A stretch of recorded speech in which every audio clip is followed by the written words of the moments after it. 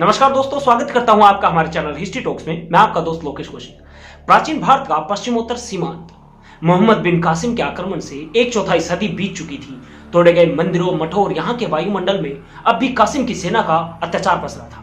कासिम ने अपने अभियान में युवा आयु वाले एक भी व्यक्ति को जीवित नहीं छोड़ा था। अब इस क्षेत्र में हिंदू प्रजा अत्यल्प ही थी। संहार के भय से इस्लाम स्वीकार कर चुके कुछ निरीह परिवार यत्र तत्र दिखाई दे जाते थे, पर कहीं उल्लास का कोई चिन्ह नहीं था। कुल मिलाकर यह एक शमशान था। इस कथा का इस शमशान से मात्र इतना ही संबंध है कि इसी शमशान में जन्मा एक बालक, जो कासिम के अभियान के समय मात्र 8 वर्ष का था, वह इस कथा का मुख्य पात्र है। उसका नाम था तक्षक। तक्षक के पिता सिंधु नरेश दाहिर के सैनिक थे, जो इसी कासिम की सेना के साथ हुए युद्ध में वीरगति पा चुके थे। लूटती अरब सेना जब तक्षक के गांव में पहुंची तो हाहाकार मच गया। स्त्रियों को घरों से खींच खींच कर उनकी देह लूटी जा रही थी। भय से आक्रांत तक्षक के घर में भी सब चिल्ला उठे। तक्षक और उसकी 2 बहनें भय से कांप उठी थी। तक्षक की मां पूरी परिस्थिति समझ चुकी थी। उसने कुछ देर तक अपने बच्चों को देखा और जैसे एक निर्णय पर पहुंच गई। मां ने अपने तीनों बच्चों को खींचकर अपनी छाती से चिपका लिया और रो पड़ी। फिर देखते देखते उस छतरानी ने म्यान से तलवार खींचा और अपनी दोनों बेटियों का सर काट डाला। उसके बाद काटी जा रही गाय की तरह बेटे की ओर अंतिम दृष्टि डाली और तलवार को अपनी छाती में उतार लिया। 8 वर्ष का बालक एकाएक समय को पढ़ना सीख गया था। उसने भूमि पर पड़ी मृत मां के आंचल से अंतिम बार अपनी आंखें पोंछी और घर के पिछले द्वार से निकलकर खेतों से होकर जंगल में भागा। 25 वर्ष बीत गए। तब का 8 वर्षीय तक्षक अब 32 वर्ष का पुरुष होकर कन्नौज के प्रतापी शासक नागभट्ट द्वितीय का मुख्य अंगरक्षक था।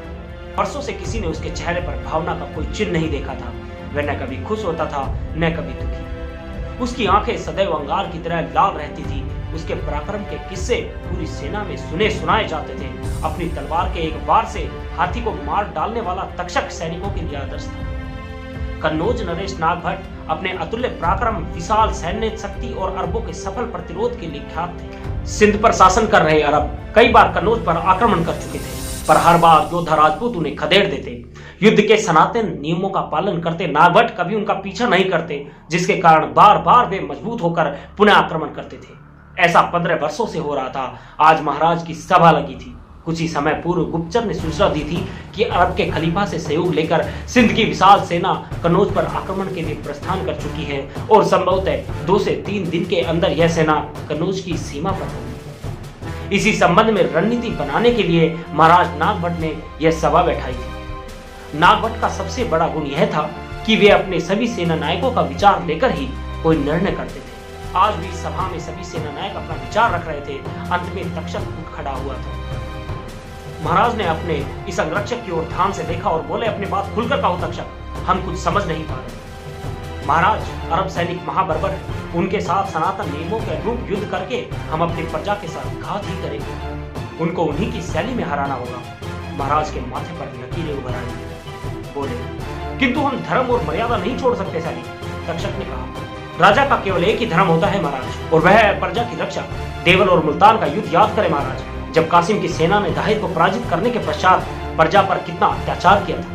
ईश्वर न करे यदि हम पराजित हुए तो बर्बर अत्याचारी अरब हमारी स्त्रियों, बच्चों और निरीह प्रजा के साथ कैसा व्यवहार करेंगे, यह महाराज जानते हैं। महाराज ने एक बार पूरी सभा की ओर निहारा। सबका मौन तक्षक के तर्कों से सहमत दिख रहा था। अगले दिवस की संध्या तक कन्नौज की पश्चिमी सीमा पर दोनों सेनाओं का पड़ाव हो चुका था और आशा थी कि अगला प्रभात एक भीषण युद्ध का साक्षी होगा।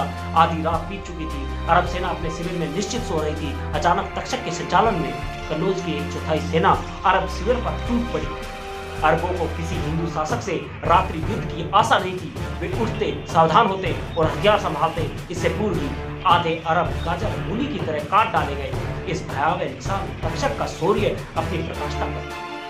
वह घोड़ा दौड़ाते जिधर निकल पड़ता था, उधर की भूमि सबों से पड़ जाती थी। उषा की प्रथम किरण से पूर्व अरबों की 2/3 सेना मारी जा चुकी थी। सुबह होते ही बची सेना पीछे भागी, किंतु आश्चर्य, महाराज नागभट्ट अपनी सेना के साथ उधर तैयार खड़े थे। दोपहर होते होते समूची अरब सेना काट डाली गई। विजय के बाद महाराज ने अपने सभी सेना नायकों की ओर देखा। उनमें तक्षक का कहीं पता नहीं था। सैनिकों ने युद्ध भूमि में तक्षक की खोज प्रारंभ की तो देखा लगभग 1000 अरब सैनिकों के शव के बीच तक्षक की मृतदेह चमक रही थी। उसे शीघ्र उठाकर महाराज के पास लाया गया। कुछ क्षण तक इस अद्भुत योद्धा की ओर चुपचाप देखने के पश्चात महाराज नागभट्ट आगे बढ़े और तक्षक के चरणों में अपनी तलवार रखकर उसके मृतदेह को प्रणाम किया। युद्ध के पश्चात युद्ध भूमि में पसरी नीरवता में भारत का वह महान सम्राट गरज उठा। आप आर्यव्रत की वीरता के शिखर थे तक्षक।